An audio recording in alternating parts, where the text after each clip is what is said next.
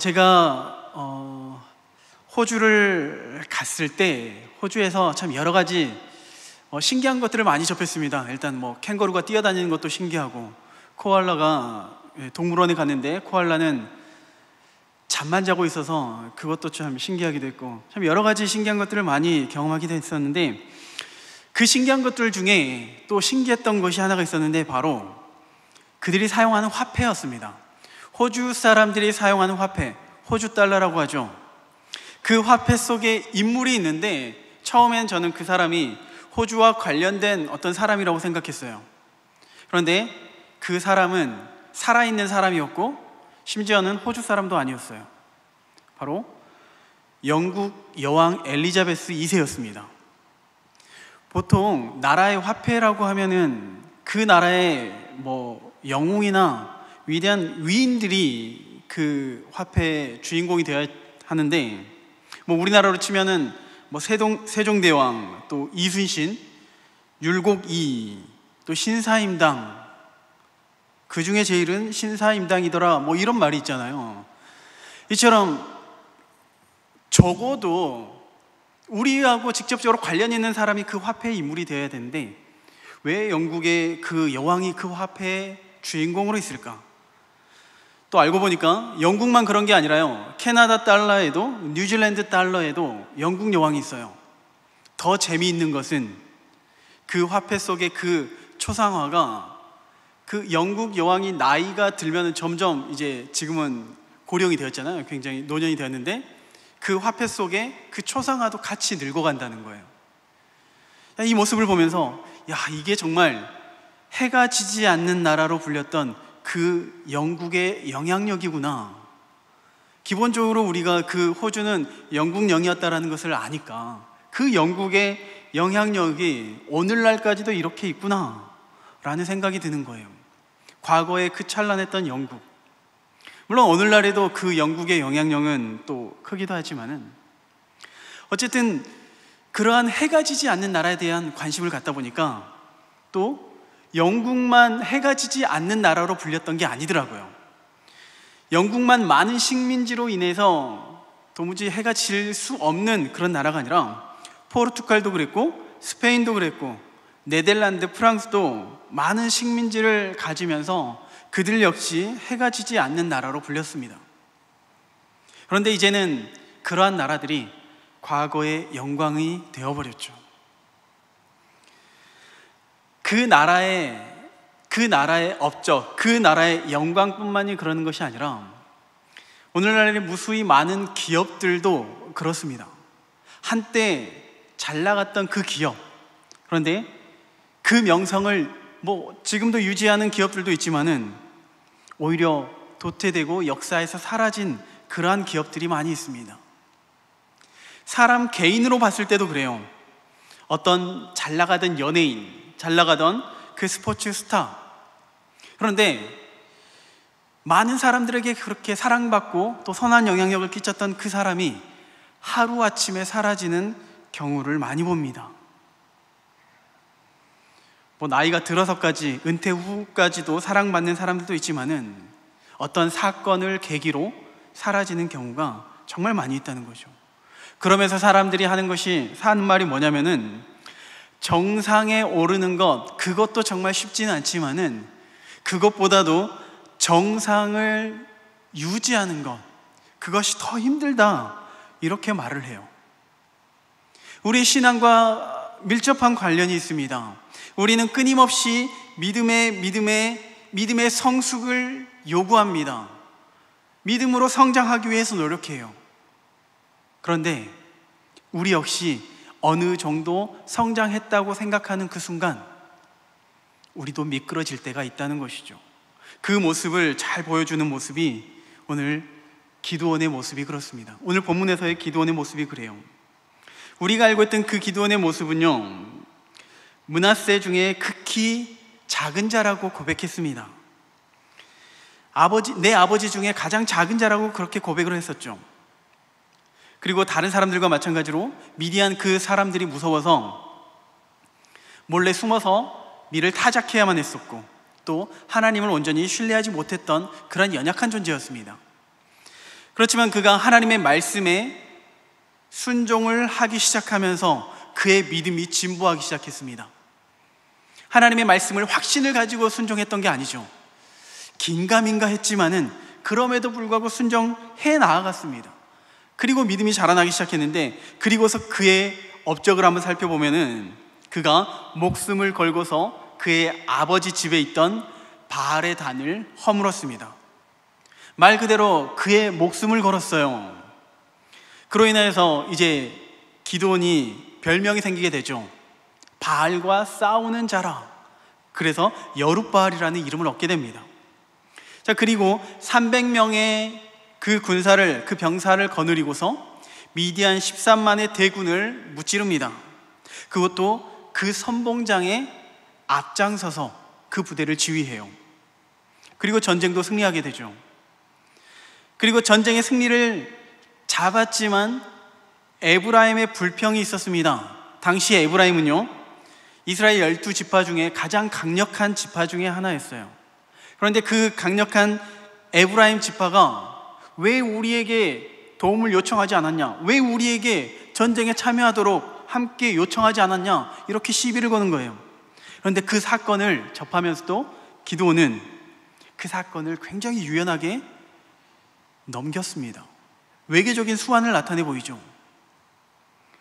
자, 그 이후로 또 기드온은 계속해서 전쟁 중에 있었기 때문에 굉장히 피곤했습니다.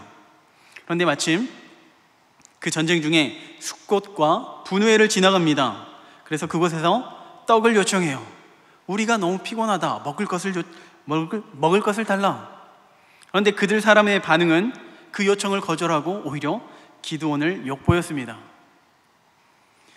기드온은 그 숫곳 사람들을 들과시와 찔레로 찾아가고 또 분우엘의 망대를 허물면서 복수를 하게 됩니다. 단순히 이 복수하는 장면이 조금 인간적으로 봤을 때 좀 신앙인의 모습과는 좀 거리가 있는데 라고 생각하지만요, 단순히 개인적인 감정에 의한 복수가 아니에요. 하나의 공동체, 이 숫곳과 분우엘은 사실 이스라엘 지파 안에 속해 있는 그러한 곳이라 했어요. 공동체 안에서 오히려 힘을 내야 되는데 힘을 주기는커녕 무시하면서 조롱하면서 오히려 하나님의 일을 방해했습니다. 기도는 이 숫곳과 분우회를 향하여서 그 하나님의 공의를 실현시켰습니다. 계속되는 이 기드온의 그런 믿음의 모습들이 등장해요. 또 한 가지 더 살펴보면은 기드온이 전쟁 중에 피곤했었죠. 그리고 먹을 것이 없어서 굶주렸었죠. 또 심지어는 그 같은 동족들이 무시를 하고 외면하고 시비를 걸 때 그럼에도 불구하고 기드온은 포기하지 않고 끝까지 그의 사명을 감당했습니다. 믿음이 연약했던 그 기드온의 모습이 점점 성숙해 가면서 마침내 하나님의 사람으로 불리기에 부족함이 없는 그러한 사람으로 성장해 나아갔습니다. 누가 봐도 멋진 사람이에요. 누가 봐도 믿음이 있고 실력도 있고 재치도 있고 능력이 있는 그러한 사람이었습니다. 그래서 많은 사람들이, 그 이스라엘 사람들이 이제 기드온에게 이렇게 요청을 해요. 22절을 보니까 그때 이스라엘 사람들이 기드온에게 이르되 당신이 우리를 미디안의 손에서 구원하셨으니 당신과 당신의 아들과 당신의 손자가 우리를 다스리소서 하는지라. 자, 이스라엘 백성들의 요청은요, 지금 이 공로를 세운 기드온에게 왕이 되어달라고 요청합니다. 그런데 기드온만 우리의 왕이 되어달라 요청하는 것이 아니라 그의 아들도, 그리고 그의 손자들도 세습적인 그 왕권을 허락하는 것이에요. 얼마나 기드온의 모습이, 기드온의 그 믿음이 대단했으면은 이렇게 사람들이 기드온을 이렇게 칭송하는 것일까요? 그리고 그럼에도 불구하고 그러한 유혹 가운데 기드온은 우리의 기대를 저버리지 않습니다. 23절에 기드온이 그들에게 이르되 내가 너희를 다스리지 아니하겠고 나의 아들도 너희를 다스리지 아니할 것이요 여호와께서 너희를 다스리시리라. 내가 충분히 왕이 될 수 있죠. 충분히 못 이긴 척 왕이 될 수가 있어요. 그런데 기드온은 왕이 되지 않습니다. 나와 내 아들은 너희를 다스리는 것이 아니라 하나님께서 다스릴 것이다. 이 사사기의 핵심 주제가 뭐냐면요, 과연 이스라엘의 왕이 누구인가 하는 그러한 문제거든요. 사람들은 스스로 왕이 되려고 합니다. 그리고 오늘 본문에서와 같이 어떤 능력 있는 사람을 우리의 왕으로 세우려고 해요. 그러면서 정작 나의 왕이신 하나님을 외면하고 있어요. 사사기 전체를 평가하는 구절이 있죠. 사사기 21장 25절 말씀, 그때 이스라엘의 왕이 없으므로 각기 자기 소견에 옳은 대로 행하였더라. 왕이 없었습니까? 왕은 하나님이세요. 그런데 왕이신 하나님을 부정하고서 스스로가 왕이 되는 겁니다. 기드온은 그러한 면에서 내가 왕이 되는 것이 아니다, 사람이 왕이 되는 것이 아니라 하나님이 우리를 다스리시고 하나님이 우리의 왕이 되신다, 이러한 믿음의 고백입니다. 얼마나 멋있습니까? 오늘 이 기드온의 고백이 우리의 고백이 되어야 하는 줄로 믿습니다. 내 삶의 주인이 내가 아니라 예수 그리스도께서 내 삶의 주인이십니다, 이러한 고백이 되어야 하는 것이죠. 사실 이러한 모습이 이 기드온에게만 있었던 것이 아니에요. 또 이후에 사사기에도 등장하기도 하지만은 신약 성경에서도 이러한 모습이 등장합니다. 이스라엘 백성들이 누구를 왕으로 세우려고 합니까? 예수님을 세우려고 해요. 예수님을 왕으로 세우려고 해요. 예수님은 당시에 많은 인기가 있었죠. 그 인기의 비결이 뭡니까? 병 고쳐주고 귀신 쫓아주고 먹을 것을 주니까 사람들에게 인기를 얻는 거예요. 우리도 인기를 얻으려면 어떻게 해야 돼요? 우리가 병을 고쳐줄 수 있어요? 못하죠. 귀신 쫓아낼 수 있어요? 물론 하나님의 능력으로, 하나님의 능력을 힘입어서 할 수 있을 것이라 믿습니다. 그런데 실제적으로 우리가 인기 있을 수 있는 비결이 뭐예요? 먹을 거 사주면 됩니다. 옆에 있는 분들에게 먹을 것을 사주시기 바랍니다. 먹을 것을 사줘야만이 우리가 인기가 있어요. 어쨌든 예수님은 그러한 사람들의 필요를 채워주시면서 사람들의 마음을 얻었어요. 그런데 예수님은 그 마음을 얻었음에도 불구하고 그 사람들을 떠나버려요. 왜 떠납니까?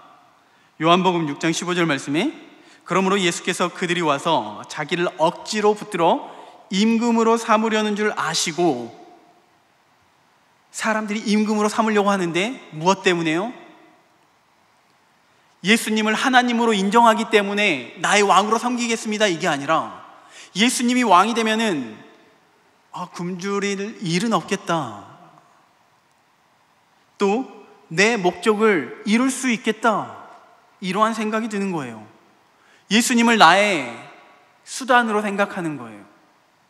그러한 목적에서 왕으로 삼고자 했던 것이지 결코 그의 신앙의 고백에 의해서 예수님을 왕으로 삼고자 했던 그런 모습이 아닙니다. 기드온 역시 사람들이 억지로 자신들의 왕으로 삼으려고 할 때 뭐라고 고백합니까? 내가 너희를 채워줄 수 있는 것이 아니라, 내가 너희를 다스리는 것이 아니라 하나님께서 다스리십니다 라는 고백 속에는 뭐가 있냐면은 하나님을 신뢰하고 하나님을 의지하고 하나님께 붙들리는 삶이 되어야 한다, 그러한 고백이 담겨져 있는 것입니다. 모든 사람들이, 이스라엘 사람들이, 그 사사시대 사람들이 왕이 없다고 고백하는 그 순간 기드온은 하나님이 우리의 왕이 되십니다 라는 그런 고백입니다. 자, 여기까지의 내용만 보면은 이 기드온의 모습은 정말 나무랄 데가 없어요. 완벽한 사람이에요. 그런데 이러한 완벽한 믿음의 소유자인 이 기드온의 행동에 조금은 의문이 드는 것들이 있어요. 그 첫 번째가 뭐냐면은 에봇을 만드는 장면입니다. 에봇이 뭐냐면요, 제사장들의 그 복장 중에 앞치마처럼 생긴 게 있어요. 앞치마처럼 생긴 게 있는데 그 앞치마 앞에는 그 12지파를 상징하는 보석들이 이 가슴에 붙어 있어요. 그리고 그 안에는 그 하나님의 뜻을 구하는 우림과 둠밈을 담아놓는 그러한 곳이 바로 에봇입니다. 그런데 이 에봇을 뭘로 만들려고 하냐면은 금으로 만들려고 해요. 금으로 만들어요. 조금 과하다는 생각이 들죠. 굳이 금으로 만들 필요가 있을까? 아마 이 내용을 이렇게 생각하시면 될 것 같아요. 유럽에 가면은 지금도 수백 년 된 그러한 교회들이 있죠. 여러 성당들이 있습니다. 아니, 있다고 합니다. 제 눈으로 본 적이 없어서요. 그렇게 으리으리한 교회들이 있는데 그렇게 교회를 웅장하게 지을 필요가 있을까라는 의문이 들어요. 물론 그들의 마음속에는 최고의 것으로 하나님의 전을 짓겠습니다, 하나님께 그것을 통해서 영광을 돌리겠습니다, 그런 마음도 있겠지만은 사실은 그렇게 웅장하게 건물을 지은 이유는 교회의 권력을 자랑하기 위해서예요. 그 교회의 권력이 어디까지 높아졌었냐면요, 당시 황제, 그 지역을 다스리는, 그 제국을 다스리는 황제와 다툼을 벌일 정도로 권세를 가지고 있었어요. 그리고 한때는 그 황제보다 높은 자리에까지 자리하기도 했습니다. 그만큼 교회가 세상 권력을 탐했던 그러한 때예요. 그리고 그러한 모습을 보여주기 위해서 교회를 으리으리하게 지었던 것입니다. 마치 하나님을 위한 척 하면서 자신의 권력을 자랑하기 위한 그러한 모습이에요. 마치 기드온의 이 에봇, 그 에봇이 금으로 만들 필요가 없음에도 불구하고 하나님을 위한 것처럼 하면서 자신의 공로를 높이려고 하는 겁니다. 그리고 그 에봇을 만드는 데 쓰인 그 금이 어디에서 왔는지 보니까요, 24절에 보니까 탈취한 그 금 귀골이라고 이야기를 해요. 그러니까 전쟁을 치루었고 전쟁에 승리했으니까 마땅히 취한 전리품이 있죠. 그런데 보통 전리품을 취하게 되면은요, 한 개인이 독식하지 않습니다. 과거 모세의 경우에도 미디안과의 전쟁을 통해서 이 전쟁을 승리로 이끈 이후에 그 전리품을 취했는데요, 모세는 그 전리품에 손을 대지 않았습니다. 전리품을 분배할 때도 관여하지도 않았습니다. 모든 전리품은요, 군인들과 백성들이 나눠 갖게 했습니다. 그리고 그 중에서 군인들이 자발적으로 하나님께 드렸던 것이죠. 그런데 기드온은 대조적으로 백성들에게 처음에 분배되었던 그 전리품을 다시 나에게 달라고 요청합니다. 그리고 그것으로 에봇을 만들어요. 에봇을 만들었으면은 제사장에게 주던지 아니면 성막이 있는 그곳에 기증해야 되는 것이 마땅하지 않나요? 그런데 그 에봇을 만들어서, 금 에봇을 만들어서 자기 성읍에 보관을 해놓습니다. 이 전쟁의 지분이 나에게 있다는 그러한 말을 하는 것이죠. 하나님을 위한 것처럼 보이지만 자신의 기념비를 쌓고 있는 것입니다. 마치 중세시대의 그 교회처럼 그렇다는 것이죠. 점점 신앙이 변질해 가는 그런 수순을 밟고 있는 겁니다. 결과적으로 그의 행동은요, 그의 자신과 그의 집에 올무가 되었다고 해요. 27절에 기드온이 그 금으로 에봇 하나를 만들어 자기의 성읍 오브라에 두었더니 온 이스라엘이 그것을 음란하게 위함으로 그것이 기드온과 그의 집에 올무가 되니라. 기드온의 이런 이상한 행동은요, 에봇으로만 끝나지 않아요. 30절 31절 말씀해 보니까 기드온이 아내가 많음으로 그의 몸에서 낳은 아들이 70명이었고 세겜에 있는 그의 첩도 아들을 낳았으므로 그의 이름을 아비멜렉이라 하였더라. 자, 아내가 몇 명인지 구체적으로 나와 있지는 않습니다. 그런데 아들만 70명입니다. 도대체 몇 명의 아내가 있어야지 아들만 70명을 낳을 수 있을까요? 야곱을 한번 생각해 봐요. 야곱은 4명의 아내가 있었죠. 4명의 아내를 통하여서 12명의 아들을 낳았습니다.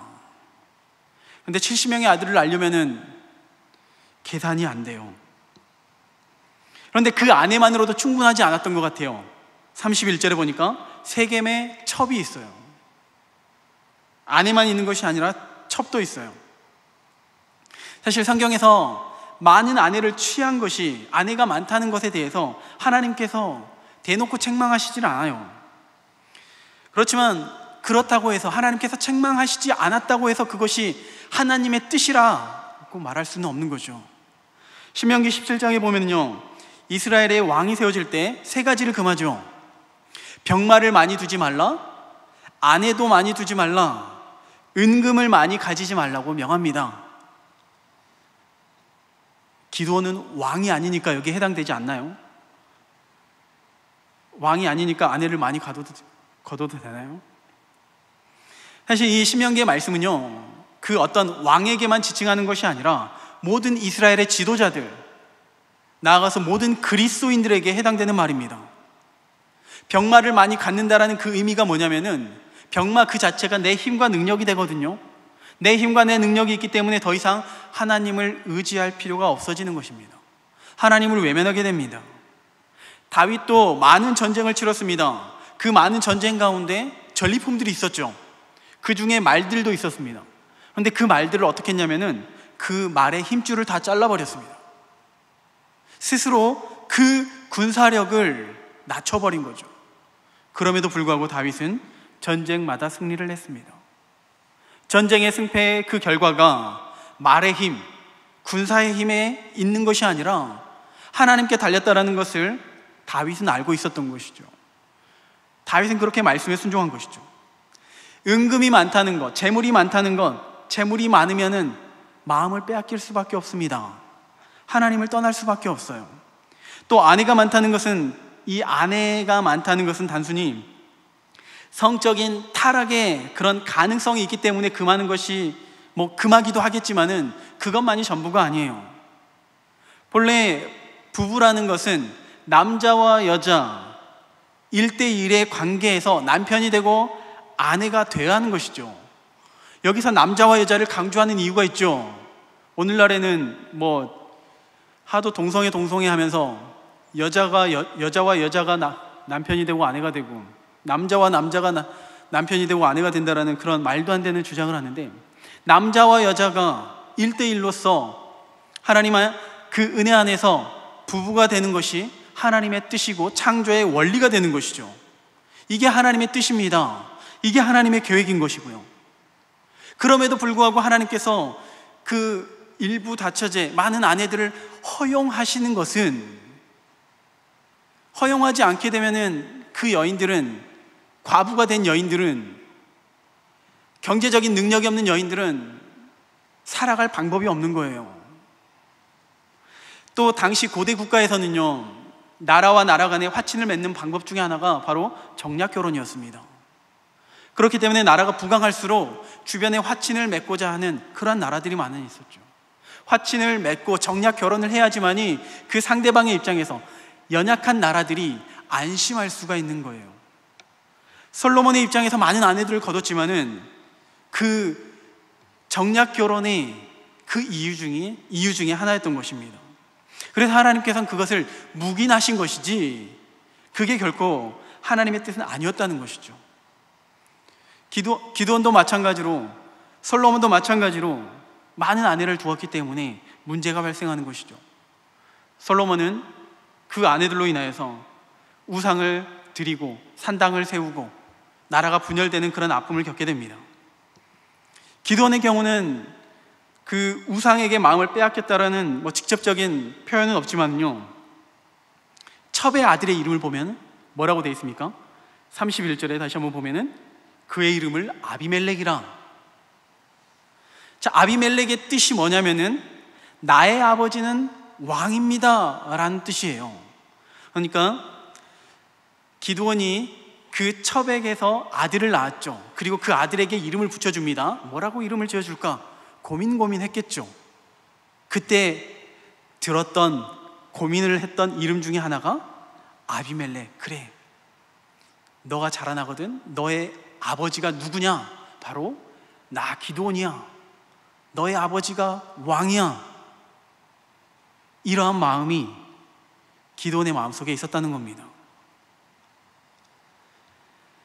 이전에 기드온이 뭐라고 했습니까? 이스라엘 백성들이 당신이 우리의 왕이 되어주세요 라고 했을 때 나는 왕이 될 수 없다, 왕이 아니다, 하나님이 너희를 다스리실 것이다, 이렇게 고백을 했지만은 그 마음속에 은연중에 내가 왕일까? 왕의 자질이 있을까? 있지 않을까? 이러한 마음이 찾아오기 시작한 겁니다. 분명 겸손했었던 그러한 사람이었습니다. 믿음으로 본을 보였던 그러한 사람이었습니다. 그리고 그러한 그 기드온에 대해서 히브리서에서 또 고백하기를, 그 히브리서 믿음장 11장에서 내가 무슨 말을 더하리요? 기드온, 바락, 삼손, 입다, 다윗 및 사무엘과 선지자들의 일을 말하려면은 내게 시간이 부족하리로다.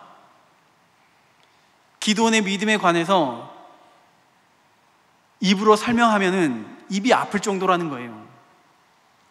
이미 우리도 인정했고 많은 사람들이 기드온의 믿음에 대해서 인정을 하고 있다는 겁니다. 그런데 그 마음에 그럼에도 불구하고 연약한 모습, 흑심이 있었다는 거예요. 죄악이 그 안에 있었다는 겁니다. 그리고 결국 그 열매를 맺게 되는 것이죠. 이후의 기록에 보면 이제 그 앞에서 이야기했던 그 아비멜렉을 통해서 그 아들이 70명이라고 했잖아요. 아들만 70명이라고 했잖아요. 그 70명의 아들들을 몰살해버립니다. 이러한 비극을 낳게 돼요. 솔로몬의 경우도 그래요. 그가 우상의 산당을 이스라엘에 세우면서 또 많은 사람들을 하여금 우상을 섬기도록 하게 하는 거죠. 그리고 나라가 분단이 되고 형제였던 사람들이, 동족들이 서로 원수가 되어버립니다. 근데 특이하게 이 기드온과 솔로몬의 이 두 사람의 공통점이 있어요. 이게 뭐냐면은 기드온 때에도 솔로몬 때에도 그들은 평안함을 누렸다는 겁니다. 비록 그 마음 가운데 죄악이 있고 잘못된 것들이 있었지만은 기드온은 40년 동안 그때의 평안함을 누렸고 솔로몬은 그 자녀 때 되어서야 나라가 분단이 됐죠. 이 점이 무서운 거예요. 오늘 우리가 신앙생활하면서 정말 조심해야 되는 것이, 우리가 하나님의 말씀을 듣고 말씀에 순종하면서 하나님의 영광 안에 거하면서 우리의 마음속에는 기쁨과 평안이 있지만은 혹 우리의 죄악으로 인하여서 우리의 자녀의 때 이러한 잘못된 열매를 맺을 수 있다는 겁니다. 그렇기 때문에 우리는요, 끊임없이 우리의 마음을 점검해야 됩니다. 혹 내 마음에 교만함이 찾아오지 않을까? 혹 사단의 유혹으로부터 우리의 믿음이 미끄러지지 않을까? 우리의 마음을 점검해야 되는 거예요. 그런데 기드온과 솔로몬 때처럼 하나님께서 직접적으로 역사하시지 않을 때가 있다는 겁니다. 특별히 우리에게 말씀을 주셨기 때문에 그러한 하나님의 이적들이 안 나타날 때가 많아요. 더 많은 경우에는 그러한 일들이 없이 나 때에는 그냥 아무런 탈 없이 신앙생활을 해 나아가는 게 문제라는 겁니다. 우리는 다시 한번 우리의 마음을 점검하실 필요가 있어요. 내 신앙의 본이 되어지고 있는가? 내 자녀들에게, 내 다음 세대들에게 믿음의 본이 되어서 그들에게 올바른 길로 제시하고 있는가? 이것을 점검하셔야 됩니다. 말씀으로 점검하셔야 돼요. 시편 119편 9절 말씀입니다. 청년이 무엇으로 그 행실을 깨끗하게 하리이까? 주의 말씀만 지킬 따름이이다. 우리의 행실이 무엇으로 깨끗해질 수가 있습니까? 우리는 하나님의 말씀에 순종하고 은혜 안에 거하기 때문에 때때로 찾아오는 그 교만한 모습, 사단의 유혹 가운데 그냥 쉽게 넘겨설 때가 있어요. 그런데 말씀에 우리의 삶을 비춰볼 때 우리의 행실이 제대로 가고 있는지 그렇지 않은지를 점검해 볼 수가 있다는 겁니다. 119편 11절입니다. 내가 주께 범죄하지 아니하리 하여 주의 말씀을 내 마음에 두었나이다. 하나님의 말씀이 우리 심령 가운데 새겨지지 않으면요, 우리가 이전에 아무리 교회 안에서 열심히 수고하고 헌신하고 기드온처럼 많은 공로를 세우고 솔로몬처럼 하나님을 기쁘게 했다 할지라도 말씀이 우리 안에서 멀어지는 순간 우리는 죄악 가운데 더 많이 노출될 수가 있다는 것입니다. 그리고 이러한 씨앗이 자칫 우리 자녀들이 거두게 되는 열매가 될 수 있다는 것입니다. 특별히 우리가 교회 안에 리더가 되고 신앙의 연륜이 쌓이고 은혜를 많이 경험한 사람일수록 이러한 우를 범할 수가 있어요. 왜냐하면 우리는 그럼에도 불구하고 이제까지 신앙생활을 잘 해왔기 때문에요. 습관적으로 하나님의 말씀 안에 거하고 있기 때문에 자꾸 우리를 그 하나님의 말씀에 비추어 보지 않으려고 한다는 겁니다.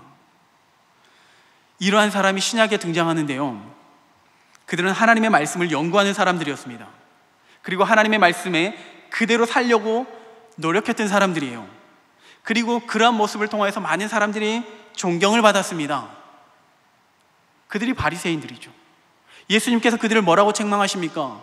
너희가 천국에 못 들어가는 것이 아니라 오히려 많은 사람들의 천국으로 가려 하는 그 문을 닫아버리는구나, 이렇게 책망을 하시는 거예요. 세례 요한도요, 예수님의 그 공생의 사역 가운데 예수님이 정말 구약에서 약속하셨던 메시아가 맞나 긴가민가 했습니다. 그때 예수님께 물었습니다.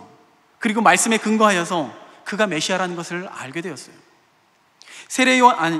바리새인 역시 그들이 정말 예수님의 행적을 보았고 그의 가르침을 보았다면은, 그리고 그 안에 여전히 의심이 든다 할지라도 그의 모습을 보면서, 예수님의 모습을 보면서 말씀으로 점검할 필요가 있었죠. 말씀으로 다시 한번 확인할 필요가 있었습니다. 그런데 그들은 그들의 전통을 중요시했어요. 그들의 관습을 유지하려고만 했습니다. 세례 요한은 메시아라는 것을 깨닫고 그는 예수님은 흥해야겠고 나는 쇠야겠다라고 고백했고, 바리새인들은 계속해서 자기 자신들만 흥하고 예수님은 결국 십자가에 못 박아 버리지 않습니까? 때로는 우리의 신앙의 경험들이요, 때로는 우리의 신앙의 업적들이, 그런 공로들이 우리의 눈과 우리의 귀를 어둡게 할 수가 있습니다. 더 이상 말씀에 의지하지 않으려고 하는 그러한 마음이 찾아와요. 그리고 믿음으로 성장하지 않으려고 합니다. 이러한 때 우리는 조심하셔야 됩니다. 내가 그 교회 안에서 어느 정도 위치에 있고, 내가 교회 안에서 어느 정도 공로를 세웠고, 내가 교회 안에서 많이 전도를 했고 어느 정도 이루었다고 생각하는 그 순간, 특별히 많은 사람들에게 존경을 받는 사람일수록 더 조심해야 한다는 겁니다. 우리는 우리의 신앙의 정점이 아직 찾아오지 않았습니다. 우리 신앙의 정점, 그 순간이, 그 위치가 어디까지냐면요, 에베소서 4장 13절에 우리가 다 하나님의 아들을 믿는 것과 아는 일에 하나가 되어 온전한 사람을 이루어 그리스도의 장성한 분량이 충만한 데까지 이르러야 하는 것이죠. 우리의 믿음이 그리스도의 장성한 분량에까지 성장해야 하는 것입니다. 우리가 지금 다 이루었다 해서는 안 되는 것이에요. 물론 이전에 교회를 위해서 많이 수고하고 헌신하고 노력하셨지만은 더 말씀을 붙잡고 더 기도해야 한다는 것입니다.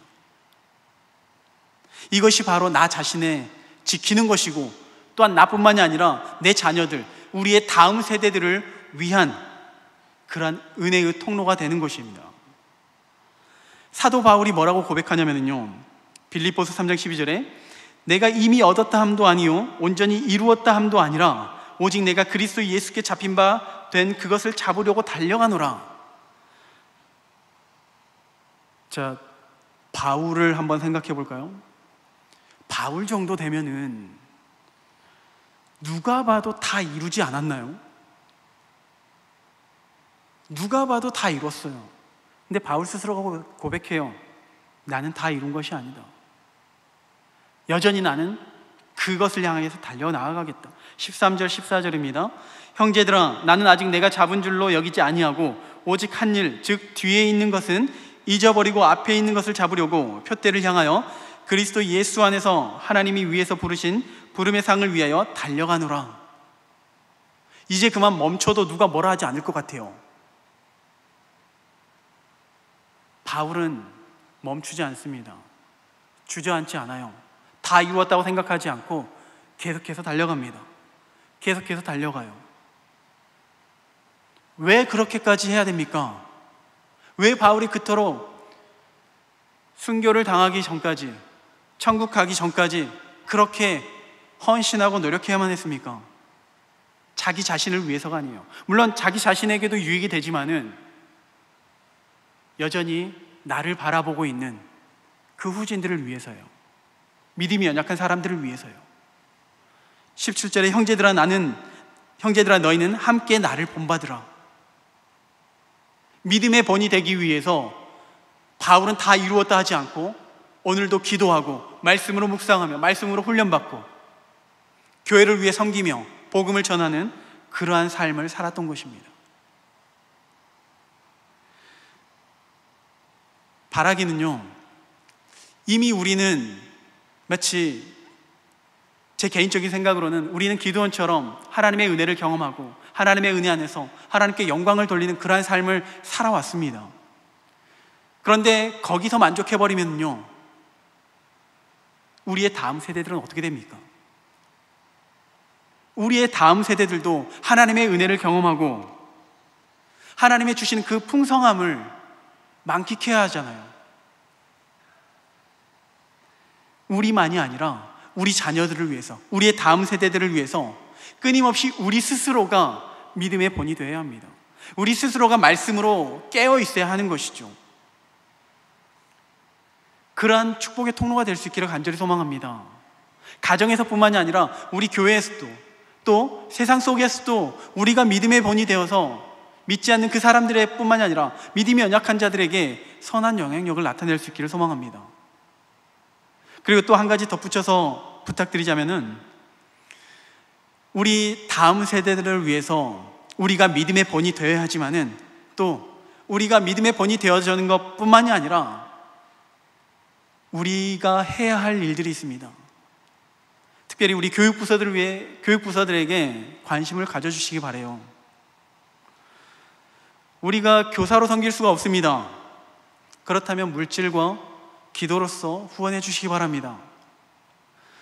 하나님께서 다스려 주실 거야. 하나님께서 인도해 주실 거야. 하나님께서 복을 주실 거야. 이러한 말로만 끝나는 것이 아니라 적극적으로 우리가 우리 다음 세대들을 위해서 기도해 주시고 또 물질로서 후원을 해 주시기를 부탁드립니다. 특별히 다음 달 7월부터 교육부서 여름 수련회가 있습니다. 이전에 코로나로 인해서 정말 마음껏 찬양하고 마음껏 뛰고 싶어도 그러지 못했잖아요. 드디어 그 장이 열렸습니다.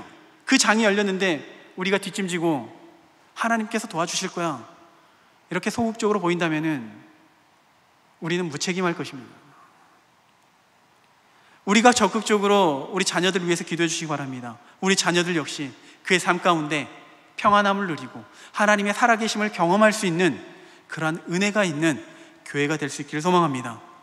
이러한 비전을 가지고 이러한 하나님의 뜻을 우리가 가슴속에 품고 한 걸음 한 걸음 나아가는 저와 여러분이 될 수 있기를 간절히 소망합니다.